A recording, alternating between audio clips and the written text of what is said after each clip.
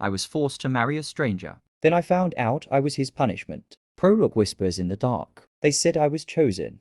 They said I was lucky, that this marriage would save my family. But no one ever said the truth, that I was his punishment. The proposal I couldn't refuse. Adaora Obinna was just 24, bright, hard-working, freshly out of university. Her father's mechanic business had collapsed mysteriously, and debts followed like vultures. One morning, after yet another eviction notice, Adaora's father called her into his room with bloodshot eyes and a shaky voice. "There's a way to fix this. But it comes at a price. A rich man, one she'd never met, had offered to clear their 15 million debt. The condition, Adaora would marry him. No courtship, no questions, just a traditional wedding." Adaora refused at first, but as their landlord banged at the door again, and her siblings looked at her with hunger in their eyes, she agreed. The groom's name was Obinna Story.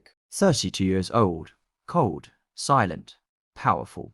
His name rang through Lagos and Anambra like a royal seal. At the traditional wedding, he barely looked at Adaora. He shook her father's hand with formality and simply said, "She's yours now." I've done my part. No wedding night, no affection. Instead, Adaora was driven to a sprawling estate and placed in a remote wing of the mansion. No visitors, no phones, no explanation. Adaora tried to adjust. The house was fully staffed, yet she was isolated. Obinna lived in the main house, but never spoke to her. Weeks passed. She started journaling, writing letters to her past self, asking questions no one would answer.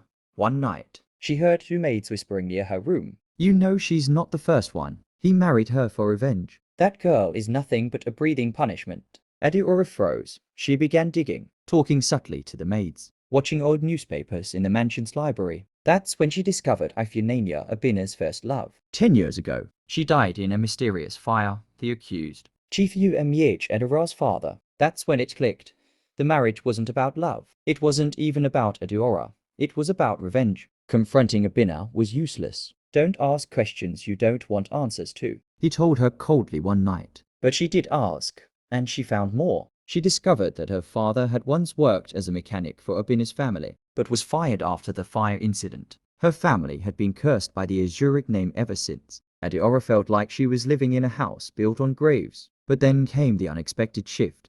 One rainy evening, Obinna stumbled into her wing drunk and broken. He stared at her for a long time and said, You look nothing like your father. You don't even deserve this. But pain doesn't care about fairness. That night, she saw something different in his eyes. Not hatred, grief, guilt, confusion. Adaora found an old diary belonging to Obinna's late brother Chijioke. He had written about Ifeanyi and someone else. Ifeanyi suspected that your wife is hiding something. I told her not to go to the UMEH compound that night, but she went anyway. Who was your wife? Adaora dug deeper and realized something terrifying. Her stepmother had ties with the Azuric family before marrying her dad. There were whispers of an affair with Chijioke. The night Ifeanyi died, her stepmother was there. Adaora found photos, hidden letters, proof. Her stepmother was pregnant for Chijioke before the fire. Ifeanyi had found out, and her stepmother had reasons to silence her. Obinna had been blaming the wrong UMEH. The real betrayal came from within his own family. Adaora faced Obinna with everything.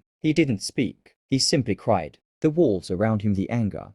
The distance finally shattered. I thought punishing you would give me peace. But you gave me something else. A reason to feel again. Obinna publicly cleared Adaora's father's name. Her stepmother fled the country. Adaora filed for annulment, but paused at the courthouse. Obinna met her outside and said, I don't deserve forgiveness. But I want to earn it. Not because of guilt, but because of love. She didn't answer that day. But months later, Adaora returned to the estate not as a prisoner, not as punishment, but as a woman who had reclaimed her name, her voice, and her story. Sometimes love doesn't come in the beginning. It is born from pain, truth, and healing. If this story touched you even a little, don't forget to like, comment your thoughts, and subscribe for the next episode. Tales by Renoma is where true stories unfold one heartbreak, one healing at a time. New episodes drop every week, and trust me, this story is just getting started. Hit the bell so you never miss a twist. And share this video with someone who needs to hear it. Sometimes a story can speak louder than advice.